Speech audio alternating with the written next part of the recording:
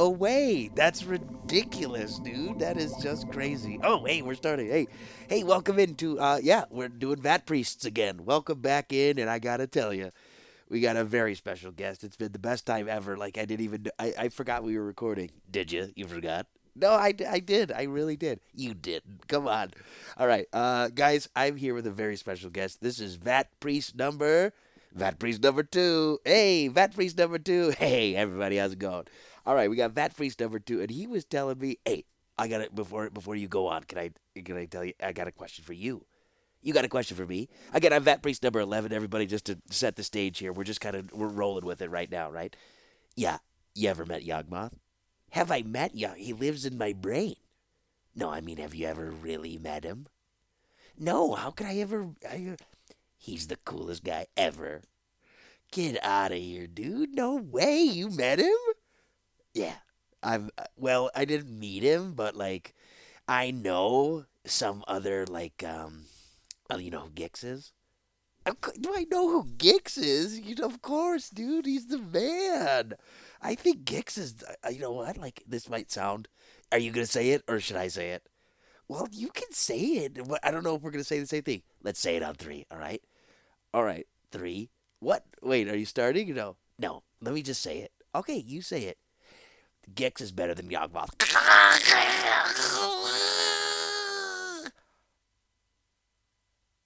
um. Okay. Yawgmoth is better than everyone. That's gonna be it for Vat Priests today. Need help completing your deck before you get completed? Visit gamersdreamland.com, your one-stop shop for Magic the Gathering singles and collector products. Fast shipping, fair prices, all without betraying the will of Yawgmoth, and helping support this podcast. Gamersdreamland.com, your online LGS, and the official sponsor of the unofficial Magic the Gathering audiobooks podcast.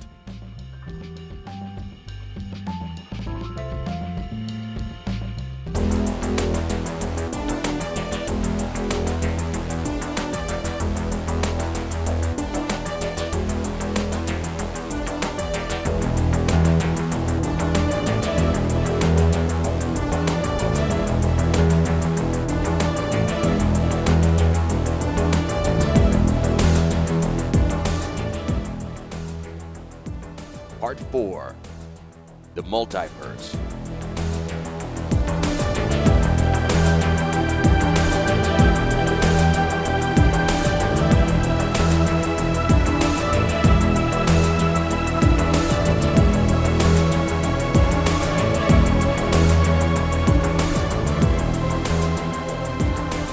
Thran Phyrexian War, The Last Days, Battle of Halcyon.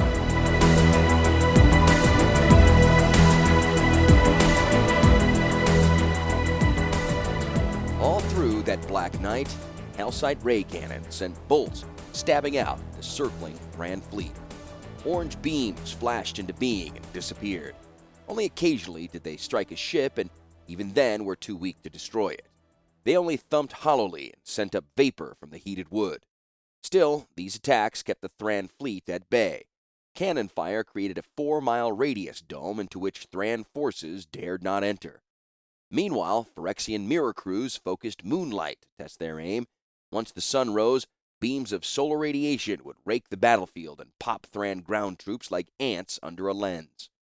The Thran were busy too. Crews spent the night rigging smoke vents at the prows of ships for thick smoke-absorbed ray cannon blasts.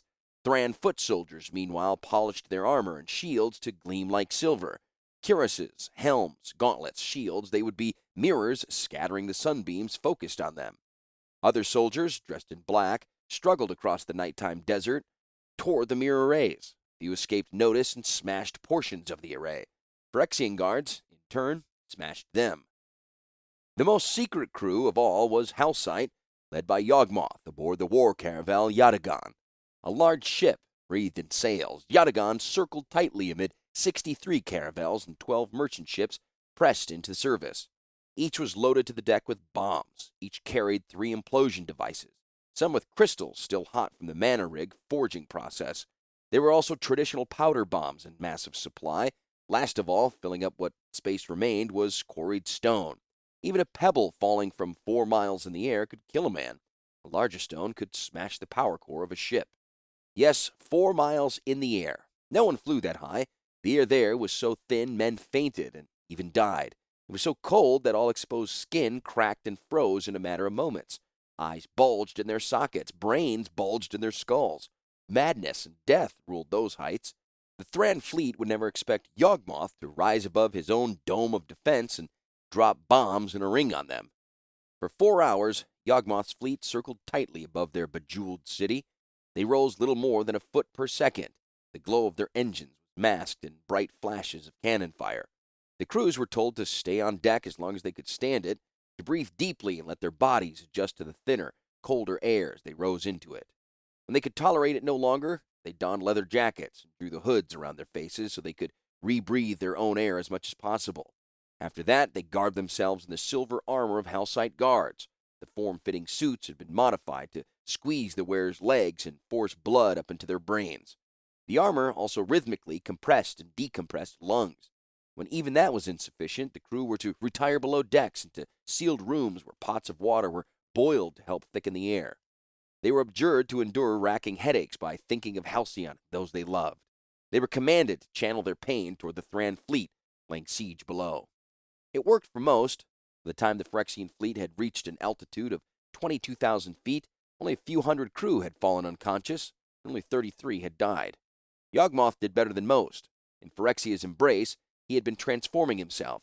Stronger muscle, thicker bone, sharper wit, lack of fear. From the flying bridge nestled high beneath the wreathing sails, he relayed his orders through a speaking tube. Command the fleet to fan out. Assigned minutes of arc. Across the desert. Sail to assigned coordinates. A flare over Halcyon will mark the 4th watch. The gloaming dawn. Drop payloads. Since then, it had been only agonizing headaches, dizziness, nausea, groans on air so thin and cold that it would hardly carry sound. Yawgmoth had stayed on the flying bridge all the while, peering past Yagatan's wreath of sails and watched the faint ring of engines widen, pale red stars among cold blue constellations. Dawn approached. Gray below the east, Halcyon cast a dim shadow westward over the head of the Thran army.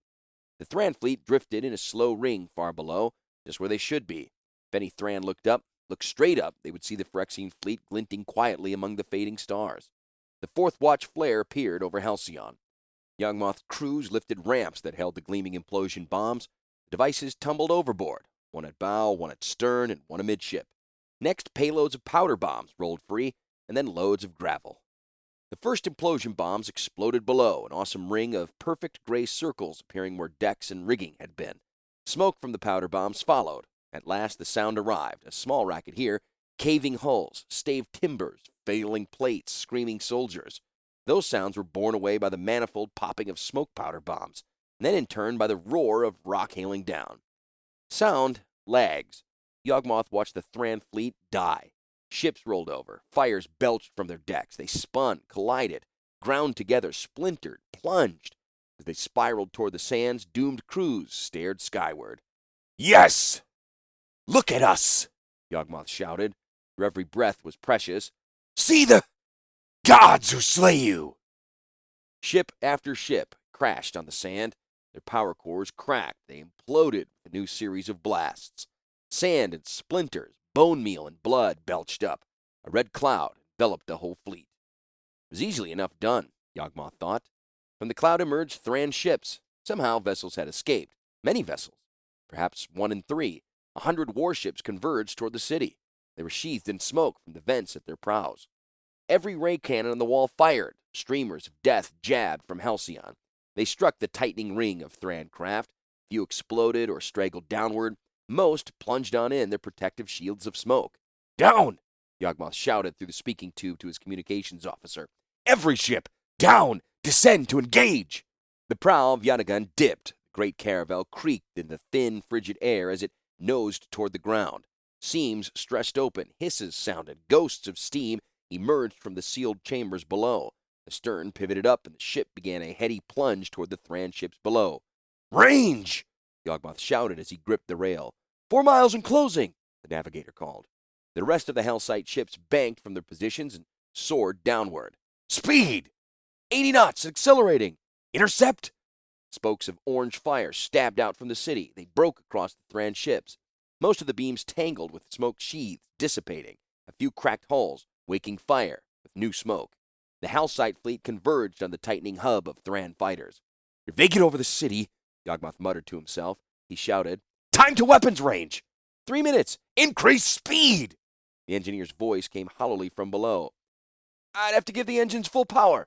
"Do it!" "We might not be able to pull up in time." "Do it!" Yatagan leapt down toward the Thran ships. "Weapons range! In 30 seconds! Increase speed! Ready bow guns! Fire! Fire!" Twin beams of orange radiance lanced out from the prow. The bolts seemed to struggle to escape the plunging prow. They roared out, twinning in the air, and fused into one great blast of energy. The bolt neared a Thran ship. A white puff of smoke rose lazily from the craft and spread thickly above it. The shot struck the cloud, sparking and leaping. It punched through the top of the layer of smoke. The tiny particles plucked the radiance from the air. With a bright flash, the smoke cloud was spent, the beam within it. Fire! Again the bolts jagged out. Again a puff of smoke dissipated them. That's how it will be, then, Yawgmoth thought. His teeth were clenched in an expression half grimace, half grin. That's how it'll be, then. Increase speed! Prepare to ram! A hatch flung back. The engineer, a gray-bearded merchant turned warrior, emerged. He stared levelly at Yawgmoth. "We will all die. You can't order this." "You are relieved of duty," Yawgmoth said. He clamped down on the engineer's collar, lifted him, and with one swift and impossibly casual motion, flung him overboard. Increase speed! Prepare to ram!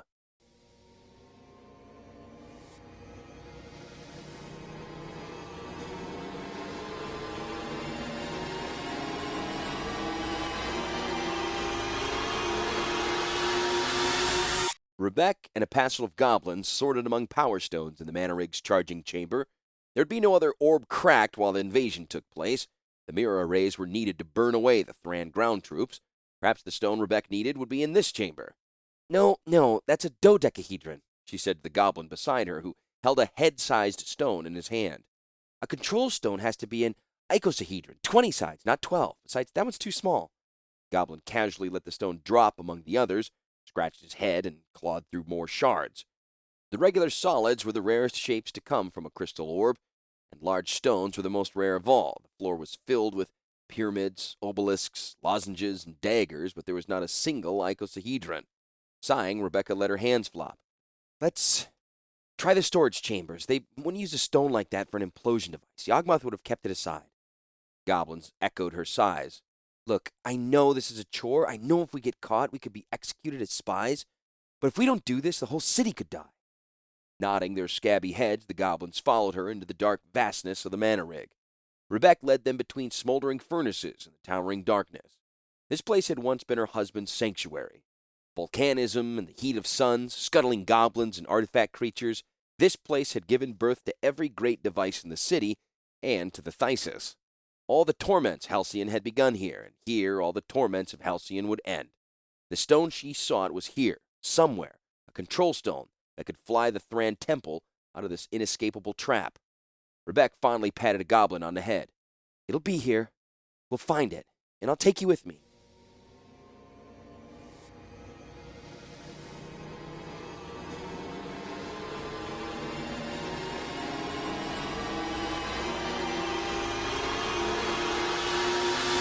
Yatagan fell like a meteor on the Thran Corsair. The crew looked cringingly upward. Yatagan struck. Its steel-edged keel clove through rail and deck and hold. The Thran ship cracked open like an egg. There was a shrieking moment when the sundered decks were even with those of Yatagan. Foes stared levelly into each other's eyes. Then Yatagan plunged on through the Corsair. The two halves of the ship spilled away from each other. The thunder of shattering wood gave way to an eerie quiet. To either side of Yatagan, shorn sections of Corsair tumbled. "Level out! Climb!" Yawgmoth shouted. The engine surged. Groans came from the hull. Yatagan slewed sideways, dipped slightly, and then rose again through the rain of debris. Smoke. An excellent whoop rose from the crew. "Increase speed! Prepare another ram!"